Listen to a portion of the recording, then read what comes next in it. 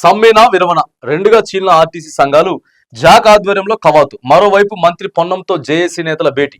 నేడు మిగిలిన సంఘాలతో చర్చలు ఇప్పటికే ఆహ్వానించిన ప్రభుత్వం. సమస్యలపై చర్చలక పోరాట బాటన అనేది మరి ఆలోచన చేస్తా ఉన్నారు. రెండుగా చీలినాయట ఆర్టీసీ సంఘాలు కూడా రెండుగా చీలినాయట. ముఖ్యమంత్రి గారేమో ఇంకా మా వల్ల అయితే లేదు, మీరే ఆలోచన చేయాలని చెప్పేసి ఇక్కడ సార్ చెప్పిండు. మరి ఎట్లా సమ్మె చేయాలన్నా, ఎందుకంటే 7వ తారీఖు అని చెప్పారు, రేపటి నుంచి వెళ్ళి.